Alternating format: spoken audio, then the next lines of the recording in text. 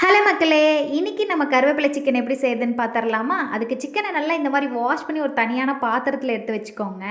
இதில வந்து குழம்பு மிளகாய் தூள், காஷ்மீரி சில்லி பவுடர், மஞ்சள் தூள், இஞ்சி பூண்டு பேஸ்ட்டு, லெமன் ஜூஸ், கெட்டி தயிர், உப்பு இது எல்லாத்தையும் சேர்த்து நல்லா வந்து நம்ம பெசஞ்சு 1 மணி நேரத்துக்கு அளவா நம்ம ஊற வச்சிரலாம். ஊற வைக்கிற அந்த ஊறுற கேப்ல நம்ம ஒரு இதுக்கு தேவையான மசாலா ரெடி பண்ணிரலாம். அதுக்கு ஒரு பேன் வச்சுட்டு அதில 1 டேபிள் ஸ்பூன் அளவுக்கு மிளகு, 1 டேபிள் ஸ்பூன் அளவுக்கு சீரகம், சோம்பு, மல்லி அண்ட் வந்து கசகசா, ஒரு பட்டை, ஒரு கிராம்பு அண்ட் வந்து மிளகா வந்து வரமிளகா வந்து நம்ம காரத்துக்கு தகுந்த மாதிரி போட்டுக்கோங்க. நான் 1 போட்டிருக்கேன். அதுவே போதுமானதுன்னு சொல்லிட்டு நல்லா ட்ரை ரோஸ்ட் பண்ணி தனியாக எடுத்து வச்சுக்கலாம்.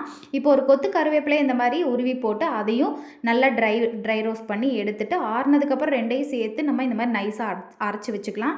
இப்போ வந்து நம்ம சிக்கனை தாளித்து விட்டுடலாம். அதுக்கு எண்ணெய் விட்டுட்டு கடுகு போட்டு கடுகு பொரிஞ்சதும் ஒரு பெரிய வெங்காயத்தை இந்த மாதிரி நீட்ட வாக்கில் கட் பண்ணி வச்சுருக்கோம். அதையும் இது கூட ஆட் பண்ணிவிட்டு மிளகாய், பச்சை மிளகாய் 1 ஆட் பண்ணியிருக்கேன். அது வந்து ஃப்ளேவருக்காக நல்லா வறுத்து விட்டுட்டு எண்ணெயில் 2 தக்காளி ஆட் பண்ணியிருக்கேன். அதையும் இது கூட நல்லா வதக்கி விட்டுட்டு இப்போ ஊற வச்சுருந்த சிக்கனை இது கூட போட்டுட்டு நல்லா மூடி போட்டு வேக விட்டுட்டேன். வேக விட்டதுக்கப்புறம் நல்லா சிக்கன் நல்லா வெந்ததுக்கப்புறம் நம்ம அரைச்சி வச்சுருந்த மசாலாவை ஆட் பண்ணி நல்லா ஒரு கிளறி 5 நிமிஷம் 10 நிமிஷம் வந்து நல்லா கிண்டி விட்டுட்டு நம்ம கொத்தமல்லி தழை தூவுனோன்னா ரொம்ப டேஸ்ட்டாக இருக்கும். ட்ரை பண்ணுங்கள் எப்படி இருக்குன்னு சொல்லுங்கள்.